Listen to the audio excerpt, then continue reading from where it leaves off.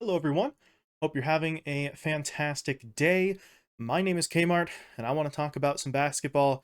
And today, we are getting into the final episode of our early off-season preview. We have gotten through 29 of the teams so far in this series, and now we are at number 30, asking a couple of questions of each of the teams in the league as we prepare for free agency and the start of this off-season period. So, team number 30 on the list is the San Antonio Spurs, the winners of the Victor Wembanyama sweepstakes, as they did get the number one pick in the draft. So we will get to Wemby in just a second, but first, let's take a look at some of the stats for the Spurs. And it shouldn't take too long because they're not great. The team goes 22 and 60 in this last season, 15th in the West, fifth in the Southwest Division. Uh, they were tanking for that number one pick, so understandable that they put up that kind of record and that they missed the postseason entirely. Taking a look at the ratings for them, all pretty much as bad as you would have expected. 29th in offensive rating in the league, 30th in defensive rating. That puts their net rating at the absolute bottom in 30th. They did play with the fastest pace in the league, though, or I believe at least tied for it. So that's what kind of happens when you're letting young guys just sort of run wild out there while you're tanking. So fastest pace in the league, but the lowest payroll, 30th among the 30 teams. So again, they're tanking. They were saving up money. They were trying as best as they could to lose games and get their draft pick in their pocket. So they weren't spending any money, and they weren't particularly good. But it pays off as we shift to the offseason additions and losses. The biggest addition is right there on your screen. Victor Wembanyama, taken with the number one overall pick in the draft. He was not the only player that the Spurs ended up with, though. They also got City Sissoko, I think is how that's pronounced. If it's not, I'm sorry. But they picked up a second young player there as well to go along with Wembanyama. So two players added to the lineup. In terms of losses here for the Spurs, nothing confirmed as of yet. They do have some guys who were given qualifying offers to make them restricted free agents. Some guys who also did not receive those qualifying offers, so they just went to free agency as they were originally going to. But no decisions on whether they're being sort of brought back or not just yet. So the losses column will remain empty for now. But we'll get on along to our questions here for the Spurs, starting with question number one. How good does Victor Wembanyama immediately make this team?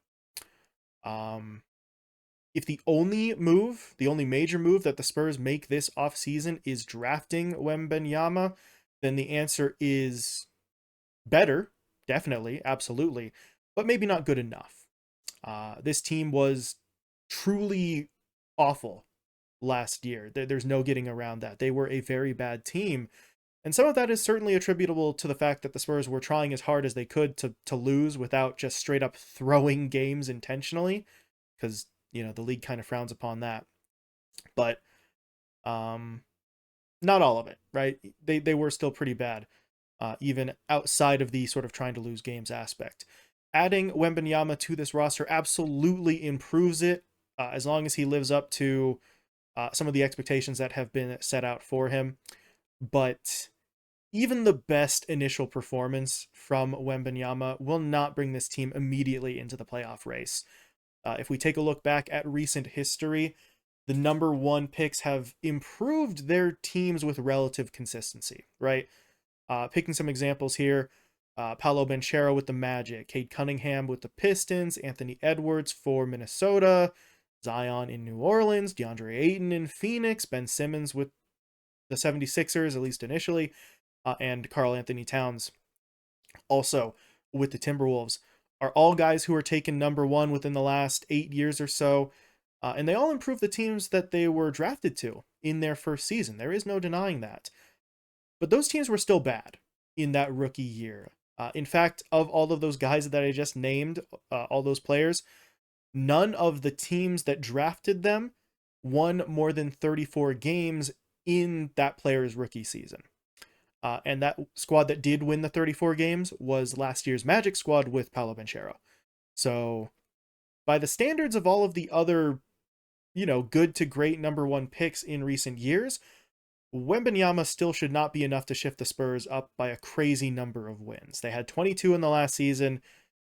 I think he could sort of have that Paolo Banchero kind of impact and maybe push that to 30 plus. But if that's all that they're getting right now is just Wembanyama being added, I don't think it gets much better than that. Even if he somehow performs even better than anyone could have hoped for or predicted, which would be saying something because the expectations are pretty damn high for him already, then maybe they do better than that. Maybe they start pushing towards 40 wins. Maybe they actually eye a play-in spot, something in that range. But it can't get much better than that. There is only so much that a single player can do. And as great as Wembanyama has been projected to be, the kind of effort to single-handedly take this Spurs team to the playoffs would be the stuff of absolute legend. Would be something that makes Wembanyama not just one of the greatest rookies we've seen, but one of the greatest players ever in just his first season. And I like the kid, but I don't think he's going to do that in year one. But that is the point here. It's year one. Wembanyama hasn't even played a damn game for the Spurs. So the fact that there's so much hope already, that there's so much sort of optimism for this team is fantastic. And the Spurs will grow around Wembanyama with time. I just don't think that they're going to make a big enough move in this first season to get out of sort of those bottom sections of the league. So, just tempering expectations ever so slightly. But that moves us along to point number 2 here, and that point is, do the Spurs look to move now, or do they wait longer? Everything that I just talked about, Wembanyama and the sort of maybe ceiling for the Spurs team, was assuming that Wembanyama is the only big piece added to the Spurs here, right? We were talking about how much can he do by himself with what the Spurs currently have on the roster. But there is a scenario here in which the Spurs look to cash in some of its other assets to build around Wemby right now. It has players, it has picks that it could use. Alternatively, the team does have a ridiculously large amount of cap space to pursue a free agent signing. So they could look to go in either one of those directions. Both routes do have some merit, but if I had to pick one, if the Spurs are going to make a move and I had to sort of pick which route to go in, I would lean more towards the free agency side of things than a trade, or simply doing nothing at all. But if you had to pick one, right? The team could legitimately just sort of let Wembanyama play out his rookie year under whatever this current roster looks like. Probably improve marginally, but not massively, and maybe still be in the lottery pick conversation for the next season. And then come back next year with more young talent and a more experienced roster. But they could look to go grab somebody, whether it's a big name, whether they go out and try to attract an all-star, or just look for maybe a mid-level kind of veteran, especially maybe someone to run their offense if they're looking in that direction to kind of help set up Wembanyama for some of those interior plays. They could do that as well, and really would not be dipping too much into the cap space that they have accrued here. But they could also just do nothing. They could stand pat. They could see what Wembanyama does in his rookie season. They could see what the young players around him do in terms of reacting to his presence now with this team, and save that cap space, save their assets, don't trade any young players, hold on to your picks, and then this time next season, in the 2024 offseason, that's when they could look to maybe make a big move with a little bit more under their belt in terms of having players with experience, right? So I think the Spurs could just sort of play the long con here and continue to wait things out, and that's probably in their best interest, but we shall see. But that moves us into our third and final point here for the Spurs, and that question is, what do the Spurs now do with the other centers? What do they do with guys who are not named Victor Wembanyama? Because he is certainly going to start taking up a lot of minutes here for the Spurs. I don't know if they immediately throw him into their starting lineup and have him play, 30, 35 plus minutes a night. They might take it a little bit more slowly and gradually in terms of his development. But one way or another, one would assume he is going to start garnering the lion's share of minutes at that center position, either immediately or gradually over the course of the season.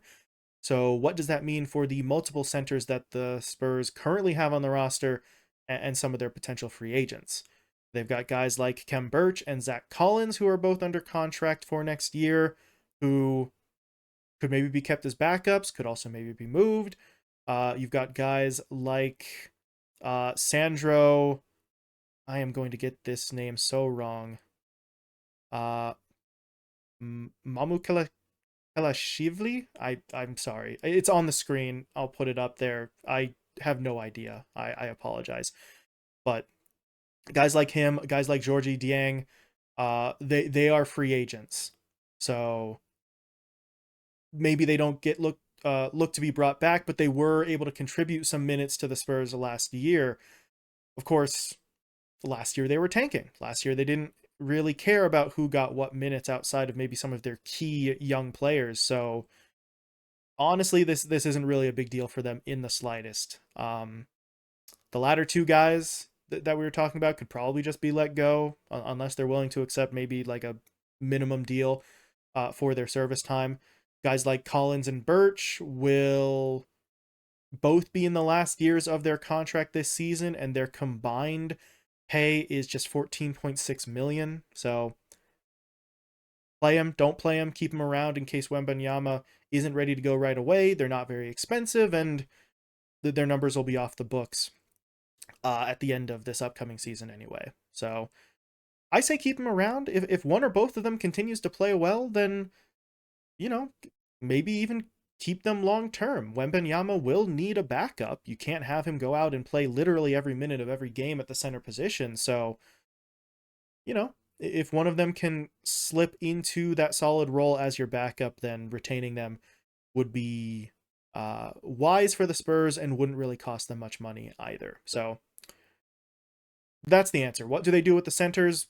Probably ditch the ones who aren't signed and keep the ones who are, and see if one of them turns into your second or third string guy. So that one's pretty damn simple, all things considered. Throw Wembanyama in there, see what you get from him, and then let the rest of the lineup form around him to a certain extent. But yeah, for the Spurs, it's all gone according to plan here. They had to be bad for a while, but they've got their guy, the one that they're going to build around. Now, though, they need to start building, which means the process is not over. The process has only just started. I think that is the thing for Spurs fans and maybe just basketball fans in general to remember.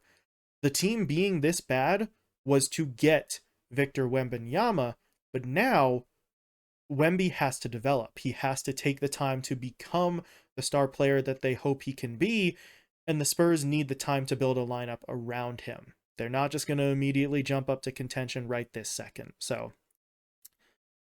stay hopeful, stay optimistic, stay confident, because you have to assume, unless something goes terribly wrong, that the Spurs will be on their way back up. It's just that there's a long way to go before they get there.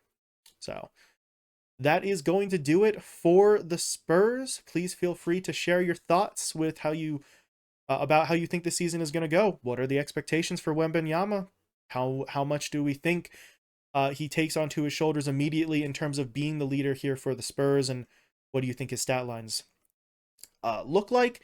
And do you think an immediate move should be made to try and bring in someone to maybe help him out and guide him along as well in his development? But that is it for the early off-season preview. This will be the final video if I'm uploading them in the correct order, which hopefully I should be. So just want to take a moment to thank everybody who watched any part of any of these videos. I know I took sort of a shotgun approach on the back end here. Basically had to upload the second half of these videos within the space of like 2 or 3 days because I forgot. about the dates. I genuinely thought that free agency started a week later than it actually did, so I thought I would have time to get these out at 2 or 3 videos, um, sort of per day or per cycle.